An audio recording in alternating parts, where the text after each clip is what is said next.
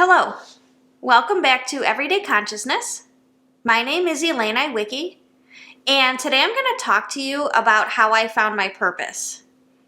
So, in 2014, I was working in mortgages at the bank, and I had very young kids, but I was also starting to meditate a lot.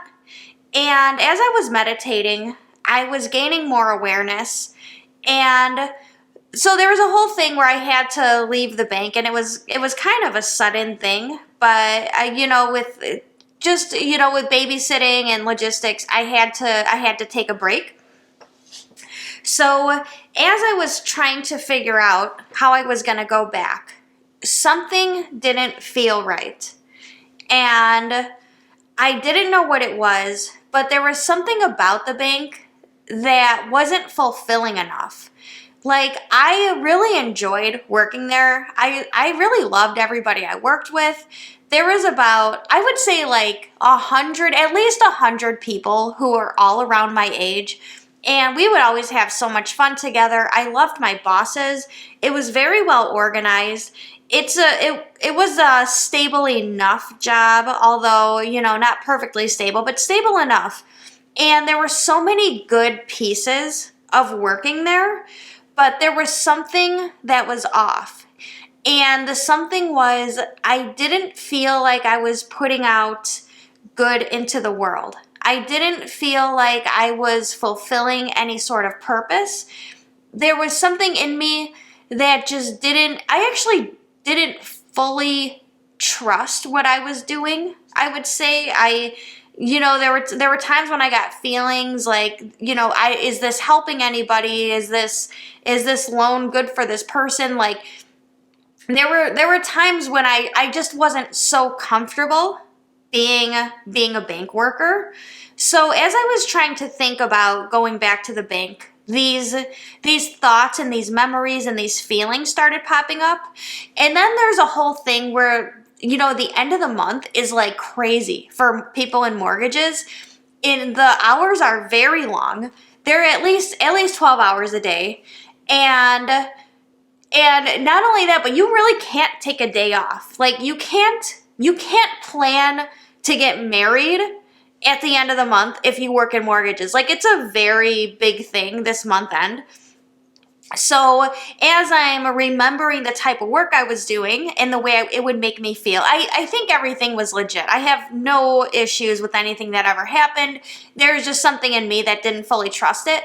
But as I was thinking about the feelings I would get, and as I was thinking about the things I would have to miss because I'd be working so late at these month ends, I couldn't go back. It was like there's nothing there for me. Yeah, I enjoy everybody I work with, and I knew at the time that I know enough people to where I could just make like 2 or 3 phone calls and have a job.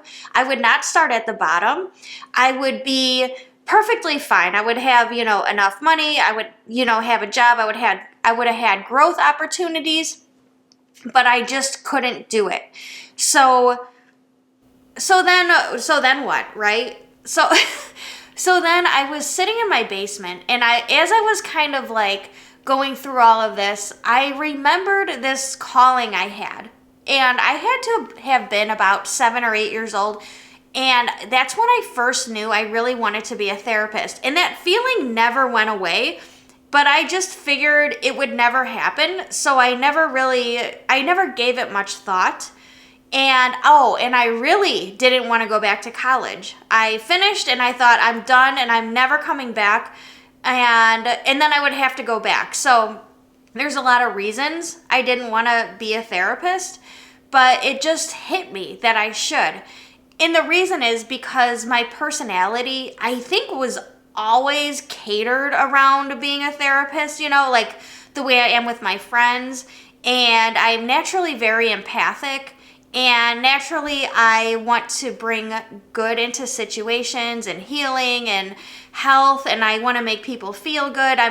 I'm naturally a service to others oriented person, and that's really the way I do it. I'm a psychologically and emotional I don't know, geared person.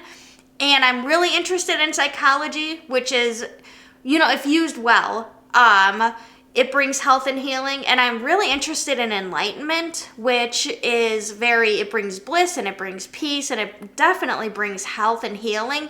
So having these two interests as my foundational interests, plus my whole I gotta be a therapist thing from like the ages of 7 and 8, I knew I had to do it.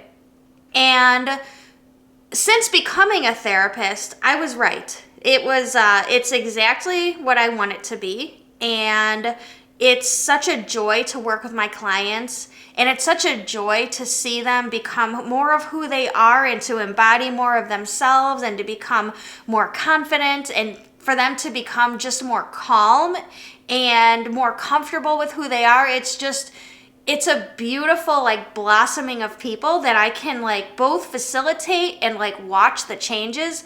There is nothing that is more satisfying to me, and there's nothing that I feel like would bring me more fulfillment. It is absolutely fulfilling to my mind, to my body, and my soul, especially because as a therapist and the way I like to work, I have to be in very good health. So being in good physical condition is necessary because it keeps my mind sharp. And I like my mind to be sharp because sometimes I have to turn off the ego. Sometimes I have to like really understand what's being said. And I gotta be on it. I gotta be on it the entire time. So as a therapist, my mind, body, and soul, which are my three main things, have to be in good health so I can be the therapist that I'm choosing to be. And all of this is to fulfill this purpose, this desire I have. And all of this started because of my meditation, because I got in touch with a deeper part of myself and I realized that I can't use my energy to put out something into the world that I don't believe is bringing health and healing to other people. So I would say that absolutely working on your mind, your body, and your soul and treating yourself like a temple is probably the number one thing you can do to start finding your purpose.